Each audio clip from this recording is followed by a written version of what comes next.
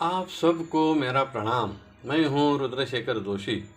केसरी नंदन आध्यात्मिक YouTube channel में आप सबका स्वागत है। आज हम इस वीडियो में जानेंगे क्या अपनी बुद्धि में बढ़ोतरी की जा सकती है। अगर की जा सकती है तो कैसे, उसके सांसारिक उपाय, आध्यात्मिक उपाय क्या है, जानेंगे इस वीडियो में। सबसे पहले सोचने की बात तो यह है कि जब बालक जन्म लेता है तो जन्मते से ही वह रोना शुरू कर देता है। हाथ पैर हिलाना, दूध पीना, यह उसे किसने सिखाया? किसी ने नहीं। अन्य जीवों के बारे में भी यही होता है।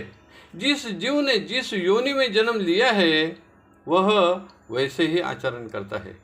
जैसे कि छिपकली का बच्चा जन्म लेते से ही दीवार पर चढ़ने लगता है। यह उसने कहाँ से सीख लिया?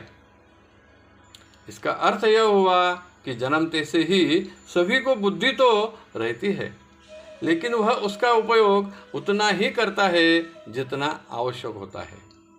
अब हमें सोचना यह है, क्या बुद्धि में बढ़ोतरी कर सकते हैं? जी हाँ, कई गुना बढ़ोतरी कर सकते हैं। केवल जरूरत है स्वयं को या अपने मन में इच्छा होने की। अगर मन ही उदास है, व्यक्ति या छात्र आलसी है, तो सिखाने वाले गुरु सद्गुरु जो भी हो, उन्होंने कितने भी प्रयास किए लेकिन सब व्यर्थ हो जाएंगे। बालकों की बुद्धि में सबसे पहले बढ़ोतरी करने वाले होते हैं उसके माता पिता। वह सांसारिक और आध्यात्मिक ज्ञान भी देते हैं, जैसे कि बालकों को भगवान के नाम, स्तोत्र सिखाना, प्रार्थना सिखाना आदि।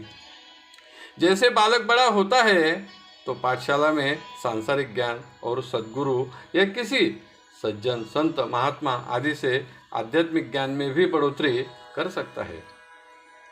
लेकिन स्वयं को भी प्रयास तो करने ही होंगे।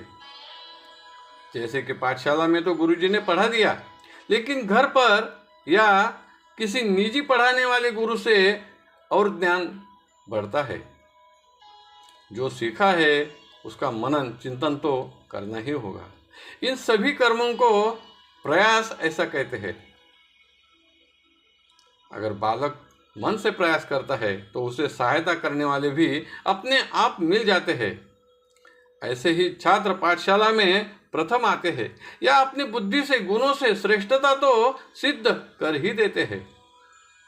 इन सभी प्रयासों के साथ अगर भगवान की भक्ति है, उनसे प्रार्थना करते हैं, तो भगवान भी ऐसे बालकों पर कृपा करके उनकी बुद्धि में बढ़ोतरी कर देते हैं। श्री माता सरस्वती जी, श्री गणेश जी, श्री हनुमान जी, यह सभी देव देवता बुद्धि प्रदान करने वाले हैं। और इतनी कि लेने के लिए छात्र या हम कम पड़ जाएंगे। उनके पास जो भी है परिपूर्ण, अखंड और नित्य है। किसी भक्त को, छात्र को देने से कम नहीं होगा। इसके अनगिनत उदाहरण ग्रंथ में, पुराणों में उपलब्ध है। हमारे ऋषि मुनि, साधु संतों के पास दिव्य शक्तियां थी। भूत, भविष्य, वर्तमान का ज्ञान होता था। आज भी ऐसे कई श्रेष्ठ साधु संत है और सांसारिक ज्ञान में श्रेष्ठ वैज्ञानिक भी है, डॉक्टर, वकील भी है। इन सभी ने केवल पढ़ाई नहीं की। जो पढ़ा वह आत्मसात करने के लिए, उसे वृद्धिंगत करने के लिए कई तरह के प्रयास किए होते हैं।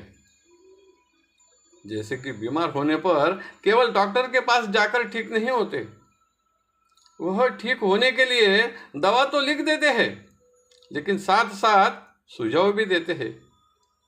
कौन सी दवा कैसे लेनी है, भोजन से पहले या भोजन के बाद, सुबह या रात में, पानी के साथ या दूध के साथ आदि।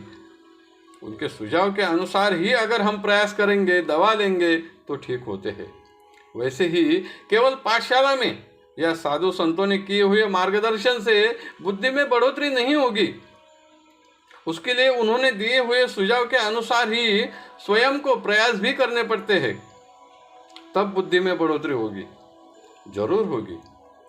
पाठशाला में, समाज में, देश में, इतना ही नहीं तो जगत में भी नाम होगा। Guinness book of world record में कौटिल्य पंडित के जैसे आपका भी नाम दर्ज हो जाएगा। जरूरत है केवल आपके प्रयास की, और साथ साथ भगवान की कृपा की, माता पिता ज्येष्ठ श्रेष्ठों के आशीर्वाद की। संक्षेप में कहे तो बुद्धि बढ़ाने की मन में हो चाहत तो सहायता करने वाले मिल जाएंगे अनगिनत। बुद्धि को बढ़ाने वाले कुछ मंत्र स्तोत्र के संदर्भ में जानेंगे अगले वीडियो में।